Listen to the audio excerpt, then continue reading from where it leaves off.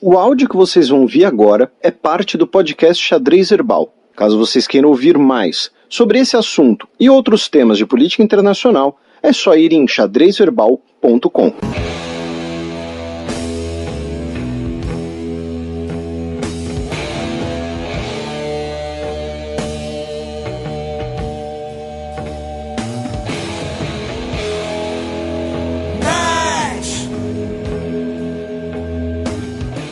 País nessa situação e o cara jantando, Felipe.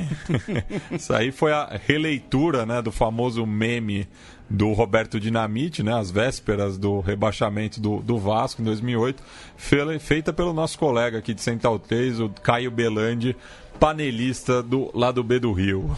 Isso, e o original do Roberto Dinamite era o quê? É o cara jantando. É o cara jantando mesmo? O time nessa situação e o cara jantando. Ah, tá. Era... Não, é porque eu já vi tantas versões que eu não sei mais qual é a original. Não, essa é a original. Tá. Explicando para os nossos ouvintes, né? E assim, aqui a gente vai fazer uma pegadinha, digamos assim, né? Primeiro a gente vai falar da coisa que viralizou e gerou muito protesto, né? Que foi o seguinte, saíram várias imagens, acho que todos os nossos ouvintes devem ter visto, vídeos e tudo mais, do Nicolás Maduro em Istambul, né? Maior cidade da Turquia, e ele estava no restaurante do Saltbay, né? O namorado do Sal. Né, que é o que significa, né, que é, na verdade, né, o nome dele é o Nusret Gökçe, que ele é dono da cadeia de restaurante Nusret, que tem, além da Turquia, tem em Dubai, Miami, Nova York, que é o cara conhecido por fazer uma coreografia na hora que corta a carne e jogar o sal. É o meme do sal. Isso, e jogar o sal lá de forma, né, ele joga com desdém o sal. E, enfim, a questão é o seguinte, o cara, ele já falou assim, ele trabalhou a vida inteira dele em açougue, desde os 10 anos, então ele aprendeu tipo, a desossar os animais, tudo mais, então assim, ele não é exatamente um chefe, ele é um cara que entende corte de carne, tem o vídeo do Maradona com ele, né, ele tirando o osso o cara é um fanfarrão. Não, o cara é um fanfarrão, mas assim, não dá pra negar que, pra quem gosta de carne, você olha o vídeo e fala... Quero. Né? Não dá pra negar. A questão é o seguinte: a comida do cara não é da mais barata do mundo. Tá? Um jantar para 2 pessoas, em média, nos restaurantes dele, sai $600. $600. Tá? Hoje em dia, isso. Assim, em bolívares dá quanto? Em bolívares não sei, mas em real vai dar $2,5 pau. Né? Pra você jantar no restaurante do cara. E o Maduro estava em Istambul, fazendo uma escala, e foi no restaurante do cara, e assim, o cara, como ele aproveita muito a mídia, né, ele viralizou e tal, né, todo o visual dele é muito, muito trabalhado, e tem vários vídeos dele com celebridades, falaram pra ele, ô Nusret, ô Saltbay, o presidente da Venezuela tá aí. Ele, então vou servir o cara, né, filma aí, posta no Insta, tudo mais. E aí ele tá lá, tá fazendo a coreografia, tá desossando lá a costelona, enquanto isso o Maduro tá com um charutão, tá dizendo que isso é só uma vez na vida, e pá, aí ele ganha uma camiseta do Saltbay fazendo o meme do sal e tudo mais. Só que, o que acontece? Vou repetir. Ele tá, né, e o Maduro tava com a primeira dama. A conta de um jantar desses é $2,5 pau, tá? Por baixo, se ele pagou. Né? Às vezes foi cortesia porque é dignatário e tal. E aí o Saltbay postou no Instagram e tudo mais, e o Saltbay começou a sofrer muitas críticas, tanto que inclusive ele eventualmente apagou o vídeo do Instagram. E uma das principais origens das críticas foi o Twitter do Júlio Borges, que era o antigo presidente do Congresso da Assembleia Nacional Venezuelana, da oposição venezuelana, que escreveu: enquanto os venezuelanos sofrem e morrem de fome, Nicolás Maduro e Cília, a esposa dele, desfrutam de um dos restaurantes mais caros do mundo com dinheiro roubado ao povo venezuelano. E aí, claro, isso deu muito protesto. Teve muita gente que protestou na frente do restaurante da franquia em Miami, inclusive. O Marco Rubio, né, que é da Flórida, fez comentários criticando isso também, dizendo, não, como assim o cara vai lá e vai servir o ditador da Venezuela e tal. Eu não achei que direito o tweet do Marco Rubio, mas, né, falando que as pessoas tinham mesmo que protestar e tudo mais. Só não vou falar que as pessoas tinham que boicotar, porque assim, eu por exemplo, eu boicoto o restaurante dele. Eu não vou no restaurante desse cara. Entendeu? Porque é em Nova York, é em Miami, é em Dubai, é em Istambul e é caro pra cacete. Tá? Mas assim, brincadeiras à parte, né? Tiveram vários protestos e teve uma repercussão muito grande, muito negativa, tanto que, repito, o próprio Salt Bae, ele apagou o vídeo e assim, sobre esse vídeo, eu acho que tem quem analisou bem de uma forma interessante o vídeo em si, foi o Clóvis Rossi, no seu texto, dizendo que isso mostra ali que que o Maduro pegou e foi ele bancou lá o ditadorzinho caribenho, digamos assim, que não, né? Vou aproveitar aqui os luxos da vida, é só uma vez, é o charutão cubano, né? A carne lá de primeira classe e tudo mais. Só que tem uma coisa importante nisso tudo que viralizou, que é o seguinte. Aí eu vou te pedir, Matias, para você ler a manchete que está embaixo, do dia 14 de setembro. Por favor. China e Venezuela assinam 28 acordos de cooperação estratégica. Todo mundo ficou falando da comida do Maduro em Istambul, só que se Istambul era uma escala é porque ele estava indo ouvindo da onde. Ninguém falou disso. E isso talvez seja o mais importante. Não que não seja importante e ultrajante o cara ter um banquete. Como é que era um termo? Banquete. Esqueci agora o nome. Enfim, era um qualificador aí. Um banquete digno aí de rei, de pachá, não sei. Sendo que também tem que se falar da visita dele na China. Que é o seguinte. Gente, vamos colocar assim alguns termos. Tá? E só um parênteses, Felipe, antes de você seguir para essa questão, a gente sempre critica aqui o governo Maduro, né? Mas é impressionante, sempre que tem uma tragédia natural nos Estados Unidos, isso repercute, né, no comércio em geral, nas prateleiras vazias, nos mercados, acaba surgindo fake news relacionada com a Venezuela. Sim, pega a foto do... Enfim, gente, o governo Maduro não precisa de fake news para ser criticado. Basicamente é isso. Você só pegar o número de refugiados venezuelanos pelo continente para você ter uma noção. Então, você não precisa pegar ali uma prateleira vazia num mercado na Virgínia por conta do furacão Florence, para criticar o governo Maduro. E assim, essa visita do Maduro à China daria para classificar, tá? Eu acho que a gente vai receber uma nota de repúdio da embaixada venezuelana, mas assim, a China comprou a Venezuela. Tá? É quase isso. Número de países agora, de número... Não, assim, o negócio foi pesado, assim. O Maduro foi recebido com todas as honras militares, né? Desfilou lá com o Xi Jinping, foi recebido, né? Com toda a pompa e circunstância. Só que, nesse monte de assinaturas, por exemplo, para começar, a Venezuela concedeu 10% das ações da empresa Sinovenza, que é a empresa de refino de petróleo estatal venezuelana para a China, assinou um memorando de entendimento para as empresas Petrorica e Petrosumano, também assinou um acordo de cooperação entre a Corporação Nacional de Exploração de Gás da China e a PDVSA para explorar o gás na Venezuela, e com a empresa Yankuang Group para explorar o ouro na Venezuela. Então, assim, além disso, o Ministério do Poder Popular para a Saúde venezuelana também assinou um acordo com a ZTE, aquela empresa gigante de tecnologia, de celulares, telecomunicação, que a gente já comentou anteriormente, que estava com problema de entrar nos Estados Unidos, inclusive, e que ela vai fornecer agora sistemas de informação para o governo venezuelano. Então, assim, é basicamente o seguinte, a China vai agora poder explorar o petróleo venezuelano, maiores quantidades, melhor dizendo, de petróleo venezuelano, de gás venezuelano, de ouro venezuelano, vai fornecer sistemas de informação para o governo venezuelano, e esses sistemas de informação, assim, pode ser, né, o Ministério do Poder Popular para a Saúde, pode ser um tablet para o cara, entendeu, pro fiscal fazer o censo na Venezuela. Pode. Mas também pode ser alguma coisa para um sistema de vigilância, para um sistema de repressão.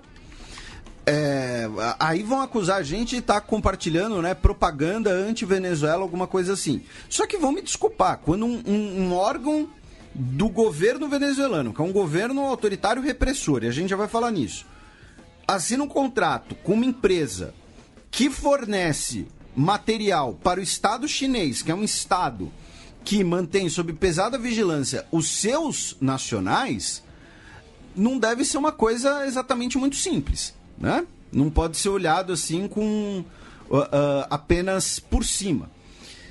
E tem uma outra coisa interessante que a gente já vai chegar nesse aspecto da relação China-Venezuela. Tá?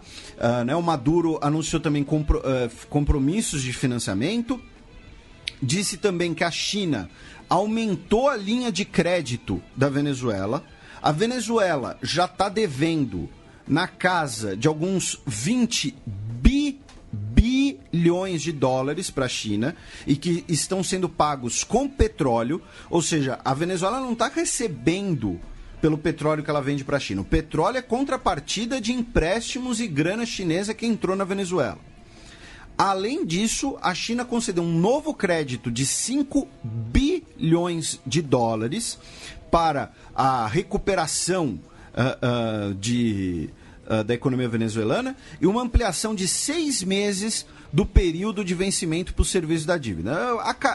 A carência de juros no cheque especial. Tá? É mais ou menos isso. A Venezuela está no cheque especial com a China e a China melhorou ali. Em troca, a China vai explorar gás, petróleo, ouro, essas coisas que não valem nada, tá? Essas coisas que ninguém precisa, né? Aí o que acontece? Essas áreas são sensíveis em relação às sanções dos Estados Unidos. Vamos lembrar, os Estados Unidos já impôs sanções contra a PDVSA, por exemplo, com os executivos da PDVSA, contra integrantes do governo Maduro. Então, assim, já é uma...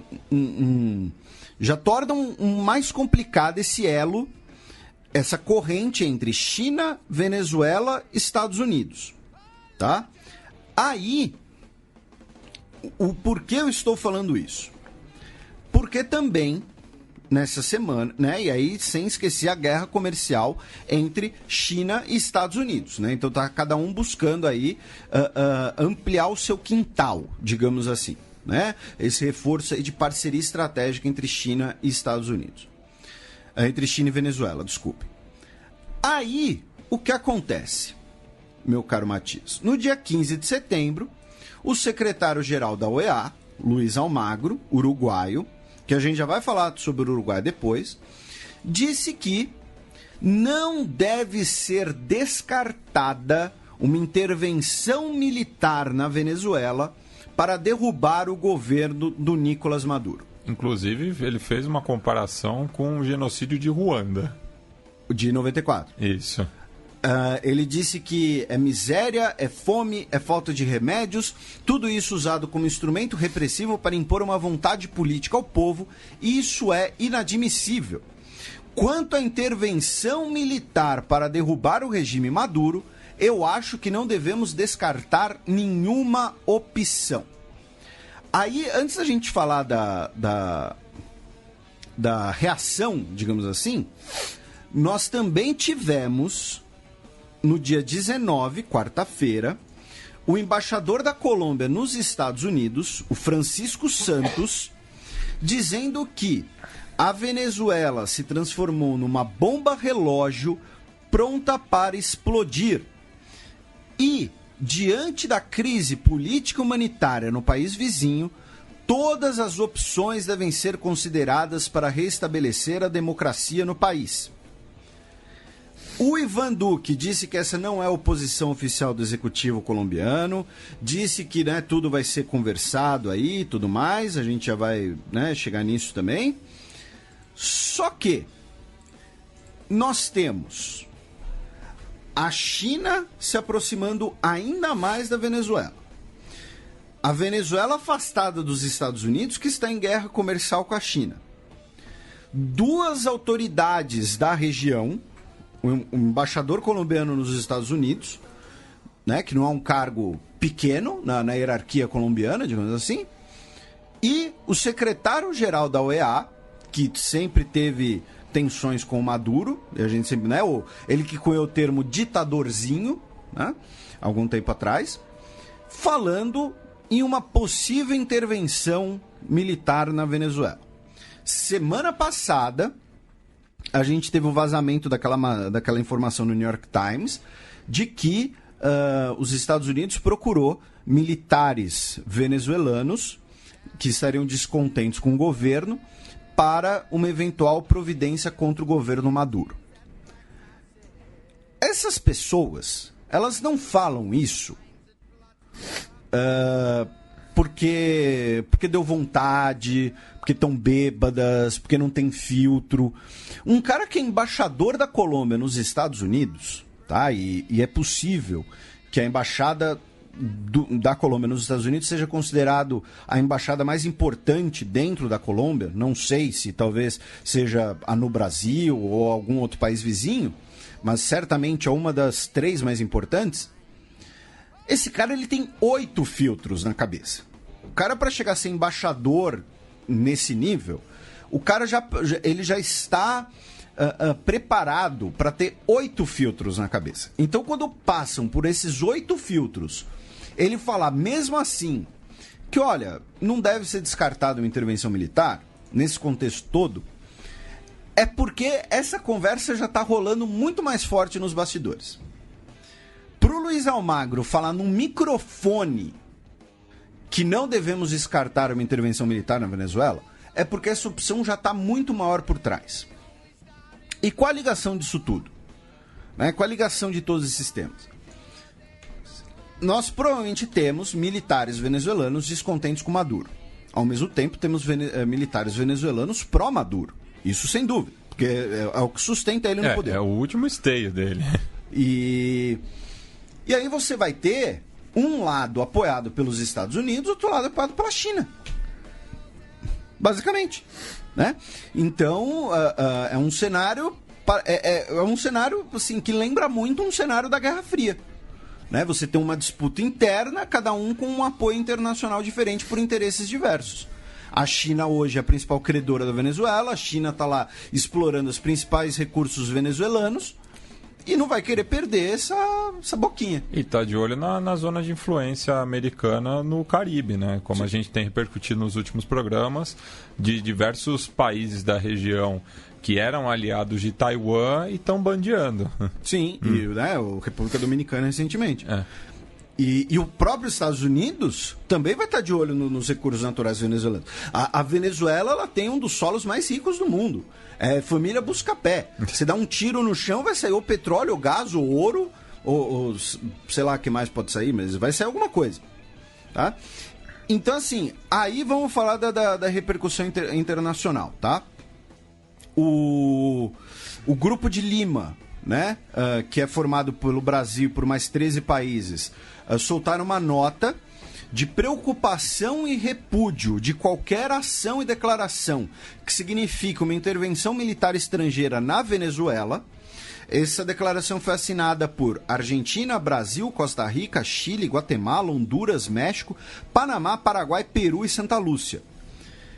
Mas, Felipe, a Colômbia não é parte do Grupo de Lima? Se absteve, assim como o Canadá e a Guiana.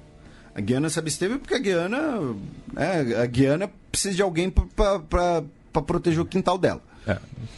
Porque até a gente repercutiu, acho que na primeira temporada do Xadrez Verbal, né, de que um dos inimigos externos que o Maduro criou foi justamente a Guiana. Por uma disputa fronteiriça e, bater na Guiana até nós, assim. Aí você, vamos conquistar a Guiana. Não sei não, os caras jogam cricket, imagina, pega aquele taco e dá na cabeça. Guerra joga cricket? Joga. Nossa, não... Você aprendeu isso com o Biratã Leal? Não. Não? Se eu fosse cínico, coisa que eu não sou, eu diria que Matias Pinto diz que não aprende nada com o Biratã Leal. Não, que é isso. O Biratã é um mestre. É uma enciclopédia ambulante. Um pouco um Gremarnazi também, mas... Além das declarações do Grupo de Lima, a ALBA, né, a Aliança Bolivariana para as Américas, também rechaçou essa declaração. A Bolívia rechaçou a declaração do Almagro. O próprio governo venezuelano, é claro, também rechaçou, né? A vice-presidente venezuelana, Delcy Rodrigues, que era chanceler até algum tempo atrás, disse que Caracas vai denunciar Almagro ante as Nações Unidas por promover ações imperialistas que geram instabilidade na região. Cuba também protestou. Cuba disse que Almagro cruzou uma linha vermelha ao cogitar a intervenção na Venezuela. Em entrevista do Luiz Almagro ao Brian Winter, né, que é o editor-chefe da America Quarterly, que é uma das principais publicações estrangeiras sobre o subcontinente aqui, o Luiz Almagro declarou, né, acusou, na verdade, que agentes cubanos têm sido usados na repressão do governo Maduro, né, contra a oposição. Então, Cuba tá aí por aqui com o Luiz Almagro, né? Quando você falou Cuba tá aí, eu pensei que ia vir... Não. Eu me segurei. Você não quer falar do programa espacial cubano? Não, Felipe, toca o barco. Aproveitando o gancho, então, meu caro Matias, né? Essa semana, na quinta-feira, sai um relatório da Anistia Internacional acusando as forças de segurança do Estado venezuelano de usarem força letal com intenção de matar setores da população mais vulneráveis e excluídos e criminalizando a pobreza. Tá? O relatório da Anistia Internacional relata mais de 8 mil execuções extrajudiciais entre 2015 e junho de 2017. A Érica Guevara Rosas, diretora para as Américas da Anistia Internacional, disse que a Venezuela está passando por uma das piores crises de direitos humanos em sua história. A lista de crimes sob o direito internacional contra a população está aumentando. É alarmante que, em vez de aplicar políticas públicas eficientes para proteger as pessoas e reduzir os níveis de insegurança, as autoridades venezuelanas estão usando a linguagem da guerra para tentar legitimar o uso excessivo de força pela polícia e por oficiais militares, em muitos casos, o uso da força com intenção de matar. E aí aqui eu vou aproveitar, né, porque assim, a Venezuela acaba sendo sempre um assunto muito divisivo na política brasileira, que aí a gente tem que lembrar de duas coisas. A primeira, apontar os crimes e incompetências e violências do governo Maduro não é passar pano para a oposição, que existe um setor da oposição igualmente violento, como o do Leopoldo Lopes, nem negar, por exemplo, o histórico de violência militar na Venezuela, com o Caracazo e todos esses episódios de violência históricos no país. E segundo, não dá para querer que, quando a Anistia Internacional fala, por exemplo, da violência no campo no Brasil, pegar o relatório da Anistia Internacional e bradar e falar, olha, o governo brasileiro não faz nada. E aí, quando a Anistia Internacional faz um relatório sobre a violência na Venezuela, falar que é invenção, que é fake news, ou que é uma fonte, sei lá, a serviço dos Estados Unidos, alguma coisa assim. Ou a Anistia Internacional é uma fonte válida ou ela não é uma fonte válida. E isso vale também para quem diz, olha, a Anistia Internacional está denunciando a Venezuela. E aí quando a Anistia Internacional fala da violência no Brasil, vira e fala que é coisa de direitos humanos vagabundo. Tá? Então, assim, ou a Anistia Internacional é uma fonte válida ou ela não é. E a Anistia Internacional coloca, por exemplo, que a taxa de homicídios venezuelano em 2017 foi de 89 por 100 mil habitantes. Isso é 3 vezes a taxa de homicídios no Brasil. A taxa de homicídios no Brasil, ela sempre assusta muito por conta do número absoluto, né? Por conta do tamanho do país e do tamanho da população, que é absurda, de fato. Porém, a taxa de homicídios no Brasil é de 30 por 100 mil. Na Venezuela foi de 89 por 100 mil. Tá? E lembrando que acima de 10 por 100 mil é considerado barbárie. Tá? Então, assim, o Brasil está 3 vezes o nível da barbárie também. Tá? A gente não está nem um pouco bem na fita. Tá bom? Então, assim, isso falando em homicídios, crimes comuns. O que o relatório também fala é do cenário de violência e dos crimes cometidos por agentes de Estado, incluindo aí roubos de objetos de valor por agentes do Estado. Tá? O relatório também coloca que no ano passado, ao menos 25% das vítimas de homicídios eram homens com idade entre 16 e 29 anos. Tá? Então, assim, o cenário venezuelano está caótico. Tá? Isso é inegável. Além disso, nós tivemos essa semana a confirmação da prisão do repórter Jesus Medina, que ele foi preso pelo Serviço Bolivariano de Inteligência e ele está numa prisão militar em Ramo Verde há 19 dias e ele foi preso por auxiliar uma jornalista peruana e o seu cinegrafista em Caracas. Bombeiros foram presos na Venezuela porque, assim, o quartel de bombeiros... Bem, uma notícia assim, um pouco mais leve entre aspas, né? O quartel de bombeiros tinha, ou tem, né, um burrico de mascote. É o mascote do quartel. E 2 bombeiros, o Ricardo Prieto, de 41 anos, e o Carlos Varon, de 45, fizeram um filme, um videozinho, chamando o burrico de Maduro. E foram presos. Então, assim, não chame o seu burrico de Maduro, nem de Temer, nem de Erdogan, nem de... Enfim. Vários nomes pipocando aqui. Não, várias opções. Mas eu sou a favor de nomes mais neutros, nomes mais bonitinhos para animais. Animais não merecem essa crueldade de ter o nome Maduro. Por exemplo, se eu tivesse um porquinho da Índia, bege, assim, esse meio loirinho, todo loirinho, e o porco da Índia ele parece um cilindro, né? Porque ele é gordinho e tal. Ele ia se chamar provolone. Porque parece uma pecinha de provolone, cara. Um pequeno porquinho da Índia, assim. Mas, voltando aqui. A promotoria da Venezuela pediu a prisão também de 9 diretores da PDVSA por corrupção. No total, já são 90 funcionários processados pela Procuradoria-Geral, dizendo que essas ações foram em relação à compra de 400 caminhões-tanque em 2010, sendo que 168 foram entregues sem as especificações técnicas apropriadas para seu uso, e o procurador disse que os danos patrimoniais superam 18 milhões de doletas. Tá? Também, em cima disso tudo, nós temos 2 notícias em relação à ONU. Lembrando que semana que vem teremos o início da Assembleia Geral da ONU. Teremos a discussão sobre a Venezuela, certamente. Teremos discursos falando da Venezuela, certamente.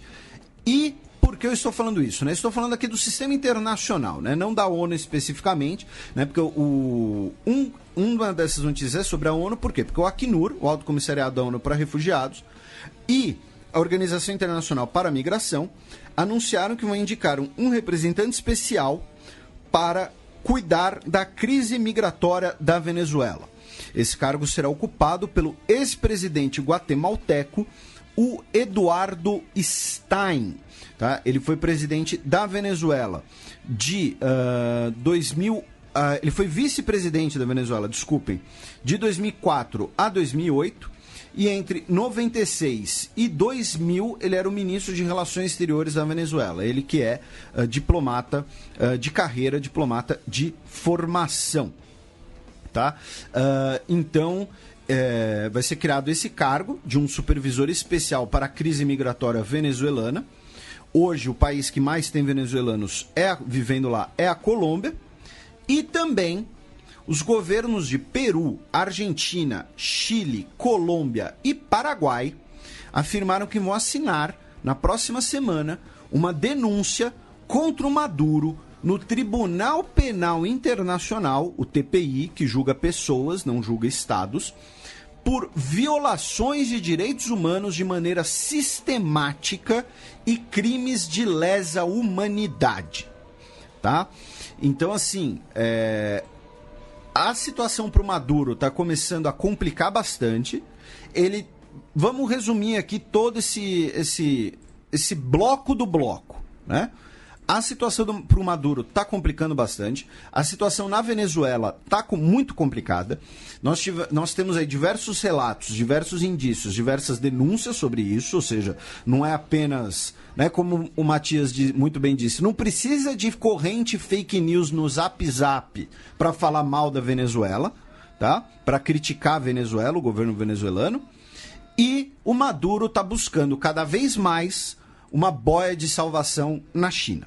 Tá? Uma boia de salvação econômica, que consequentemente é uma boia de salvação política e uma boia de salvação até talvez pessoal, né? Vai saber se ele vai precisar fugir para algum lugar, alguma coisa assim, né? Então, assim, o caldo tá azedando bonito. Tá? Essa é a conclusão dessa primeira metade. Mais sobre a Venezuela, meu caro Matias? Não, sigamos pro resto aqui da América do Sul. Ok, então vamos passar aqui um pouquinho pelo restante. Primeira parada ali do lado, Colômbia, em que pela primeira vez nós tivemos um crescimento... Não, pela primeira vez não, desculpem. Nós tivemos um crescimento de 17% na área de plantação da folha de coca. E o terreno cultivado para a matéria-prima da cocaína na Colômbia mais que triplicou desde 2013. Isso é um relatório do Escritório das Nações Unidas sobre Drogas e Crime e chegou a um total de 171 mil hectares. Tá? Essa é outra coisa que eu nunca vou entender. Por que não fala quilômetro quadrado? Entendeu? Hectares. Aí você vai ver, em outras fontes tem acres. Tipo... Mano, usa quilômetro quadrado. Enfim, pelas estatísticas, o potencial colombiano de produção da droga cresceu também e a produção potencial de cocaína tem um preço potencial de 2,7 bilhões de dólares. Ou seja, isso supera o valor das exportações de café da Colômbia, tá? E, segundo o representante dessa agência da ONU, o Bo Mathiasen, deve ser seu parente, é sua versão sueca, né? O Mathiasen. É o filho do Matias, no caso, né? É que o nome dele é Bo, B-O. Ele é B-O, ou B-O. Ele disse que um dos motivos para esse incremento, muito provavelmente, é a percepção de menor risco frente à atividade ilegal, tá? E a região com maior produção é a região de Nariño, que fica na fronteira com o Equador, que é onde nós temos disputas entre os cartéis de tráfico de drogas e o ELN e grupos paramilitares de direita. Né? Então, assim, aquele conflito colombiano que era macro, agora se reduziu à fronteira, porém, por se reduzir territorialmente, ele acabou se intensificando ali e também tem mais plantação. E como ele está ali, né, perto da costa, né, você tem ali uma saída estratégica para você exportar essa produção. Tá? O presidente da Venezuela, Ivan Duque, disse que vai anunciar nas próximas semanas, medidas contra o crescimento da área cultivada, como corte das redes de transporte. Tá? E ele colocou como meta o corte de 140 mil hectares em 4 anos e não mencionou se vai retomar a fumigação aérea, que foi interrompida por Juan Manuel Santos em 2015, após protestos de moradores das regiões afetadas. Porque, claro, né? Não é porque você mora numa região que produzem coca que você quer um avião jogando veneno na tua cabeça. Né? Então, tá aí essa notícia sobre a Venezuela. Da Venezuela, sobre a Colômbia. Da Colômbia vamos para o Equador, onde a Interpol suspendeu a ordem de extradição de Rafael Correa por problemas institucionais e falta de provas no caso. Tá? Essa suspensão foi feita de forma excepcional até que uma nova audiência seja realizada. E ela muito provavelmente será realizada agora no início dessa próxima semana, da semana que inicia daqui a alguns dias. E aí chegamos nesse belo, maravilhoso e gigantesco país chamado Brasil, tá? A notícia que pegou, né, também gerou vários memes, várias, né, coisas, foi no fim de semana em que uma comitiva de Guiné Equatorial desembarcou em Viracopos, o aeroporto internacional de Campinas, no final de semana, 11 pessoas a bordo, inclusive o vice-presidente do país, o Teodoro Obiang Mang, que é o filho do presidente, né? E a Polícia Federal Brasileira apreenderam 2 malas com 1,4 milhão de dólares em dinheiro, 55 mil reais em dinheiro e 20 relógios avaliados em 15 milhões de dólares. Tipo, cada relógio é quase $1 milhão. E assim, é curioso esse negócio do relógio, né? Porque hoje em dia tem celular, gente. Mas assim, né?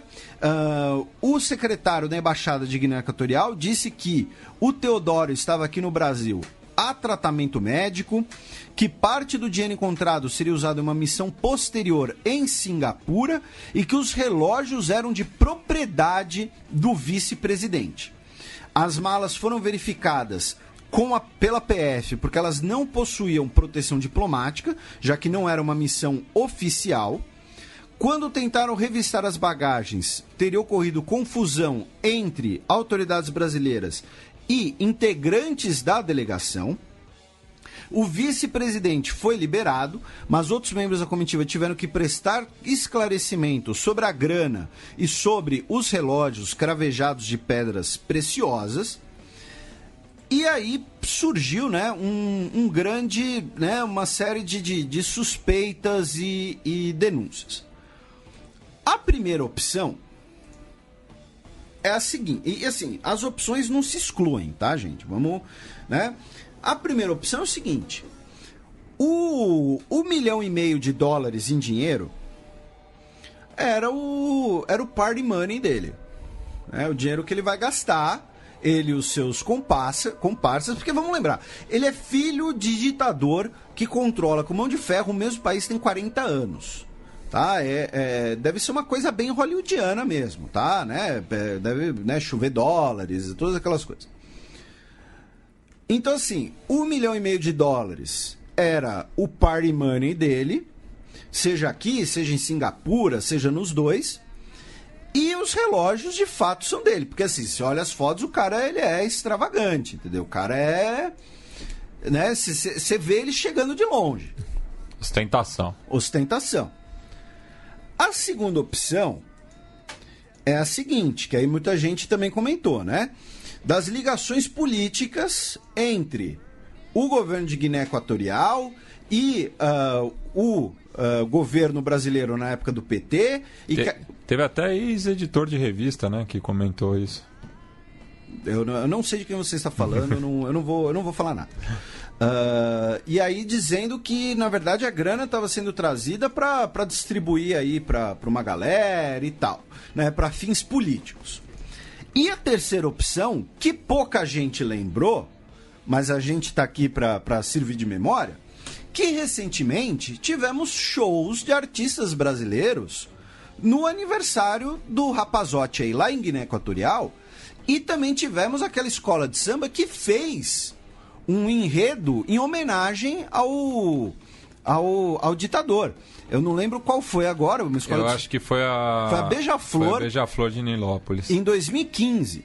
Isso. Então, assim, essa grana, ou esses relógios, pode ser assim, olha, trouxe aqui um presentinho em retribuição pelo show, sei lá, por ter ajudado a realizar o show. Os mimos. Uns mimos. Não precisa nem ser, às vezes, necessariamente para os artistas. A gente não está acusando ninguém, a gente está levantando hipóteses. Tá? Pode ser também para empresário, não sei. Então, assim, e vamos lembrar, uma coisa não exclui a outra. Pode ter um mimo ali, pode ter um party money aqui, né? Pode ter o dinheiro da zoeira, da farra. Né? Então, assim, porque se você pensar, né, num grande esquema das coisas, tipo, pra mim, pra você, $1,5 milhão, assim, eu vou ficar de perna pro ar. Entendeu? Até porque eu não levo uma vida de luxos, entendeu? Pra mim, tá bom. Agora, se você pensar em quem leva uma vida de luxos, $1,5 milhão não é tanta coisa assim, não. Entendeu? $1,5 milhão vai ter, sei lá, acho que $1,5 milhão o Will Smith não faz nenhuma ponta no teu filme. Entendeu? Tô falando do Smith porque é um dos artistas, um dos atores mais bem pagos. Vai Tom Cruise também. Enfim, qualquer cara desses. LeBron James ganha $1,5 milhão só por encostar numa garrafinha de Gatorade, entendeu? Então, assim, no grande esquema das coisas, o que pesa mais são os relógios. Os relógios podem ser posse dele, pode ser presentinho aí pra galera. Então, né, tem várias suspeitas, alguma delas pode se confirmar, né, seja a política, seja a artística, seja da farra. E as três não se excluem, vamos lembrar. Aí, em relação ao Brasil, aí vem a notícia boa. Alguns dos nossos ouvintes vão se lembrar, certamente nossas ouvintes vão se lembrar, que algum tempo atrás a gente falou de uma figura, não vou qualificar porque não tenho advogado, chamado, né, o ex-diplomata chamado Renato de Ávila Viana. Ele já havia sido detido anteriormente por agredir mulheres com as quais ele se relacionava. Tinha diversos antecedentes. E essa semana ele foi novamente preso, na quarta-feira, dia 19, por suspeita de agredir uma mulher que ele estava se relacionando. Os vizinhos chamaram a polícia depois de ouvirem a mulher gritando por socorro dentro de um apartamento na Asa Norte. Ao chegarem no local, os policiais pediram que a porta fosse aberta. Ele não abriu a porta foi arrombada, ele foi preso em flagrante. Ameaçou os policiais. Foi liberado após pagar fiança de R$1.000. Segundo os policiais, a mulher que estava no apartamento tinha diversas lesões aparentes. Segundo a advogada do cara, notem o gênero da palavra. Segundo a advogada do cara, a Dênia Magalhães, o cliente dela nega lesões corporais e a namorada dele teria surtado devido à possibilidade de ser internada em uma clínica psiquiátrica pela mãe. E o camarada aí, a figura, apenas tentou segurá-la com força, tá? E por que eu disse, né, que, enfim, e lembrando, ele tem diversos antecedentes. Teve a vez em que ele quebrou o dente da namorada com uma cabeçada. Era outra namorada. Namorada. Né? Isso saiu no Metrópolis, de Brasília, inclusive. Um abraço para a querida Leilane. E agora ele foi finalmente chutado do Itamaraty. Por isso que eu disse ex-diplomata. Porque da outra vez ele recebeu lá uma suspensão disciplinar. Outro ele foi lotado. E aí agora ele foi, de fato... finalmente desligado, né? Isso. Só que demorou, né? Só que ele ainda pode recorrer disso na justiça. Né? E o apartamento na qual ocorreu a prisão em flagrante é apartamento funcional. Inclusive agora com a demissão ele vai ter que deixar o apartamento. A Associação dos Diplomatas Brasileiros divulgou nota, lembrando que o figura aí já responde por... Eu tô evitando falar o nome dele para não dar, né? Vocês entenderam, né? Mas assim, de qualquer jeito, Renato de Ávila Viana. Joga no Google, tá? O caso é público. Já responde por atos semelhantes e manifestou repúdio a quaisquer atos de violência e discriminação contra as mulheres. Em diversas oportunidades, a ADB manifestou preocupação junto à alta esfera do Ministério das Relações Exteriores diante dos atos de agressão repetidamente praticados pelo diplomata Renato de Ávila Viana. A valorização e o respeito às mulheres são premissas fundamentais dessa entidade. O Itamaraty respondeu à matéria da Folha de São Paulo, da jornalista Laís Alegretti, dizendo que foi concluído um processo de apuração e que não vai comentar investigações, não vai comentar o assunto, tá? Então, assim, tá aí, né? Demorou. E uma notícia de hoje, você quer falar breaking news já, Matias? Não, tem uma outra de hoje também. Ah, tá. A Polícia Federal prendeu em Foz do Iguaçu o cidadão libanês Assad Ahmad Barakat, acusado de ser um dos principais financiadores do Hezbollah. Tá? Ele foi preso após autorização do STF. A prisão foi decretada pela Justiça Paraguaia.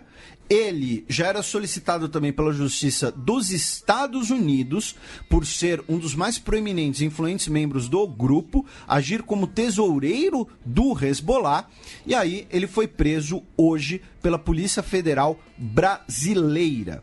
Ele já havia sido preso no Brasil em 2002, foi extraditado para o Paraguai no ano seguinte, onde ele foi condenado por sonegação fiscal, ficou na prisão até 2008, quando ele foi solto e voltou ao Brasil. Tá? Então tá aí, foi em cana de novo e talvez seja extraditado para o Paraguai. A notícia de hoje é sobre o Brasil? Não, é sobre o Chile. Tá, sobre o Chile, ok. Então agora a gente vai para o Uruguai. A gente deixa o Chile por último? Deixamos o Chile por último. Ok. No Uruguai, né, lembrando, o Luiz Almagro, ele é uruguaio, embora ele não esteja num posto uruguaio, né, ele é secretário-geral da OEA.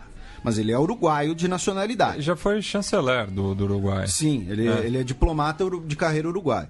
Sim, mas digo, já foi o topo da cadeia eu diplomática. E aí o chanceler atual uruguaio, o Rodolfo Nin Novoa, criticou na terça-feira as declarações do Almagro, dizendo que o Almagro foi entre 2010 e 2015. A informação aqui da nossa Silvia Colombo, que a gente sempre usa de fonte e sempre recomendamos a Silvia Colombo como repórter aqui de América Latina. O Nin Novoa disse que a intervenção é algo absolutamente contrário à vocação nacional do Uruguai. Se é uma palavra que o Uruguai detesta, é intervenção, porque as únicas consequências que isso traz são sangue e morte.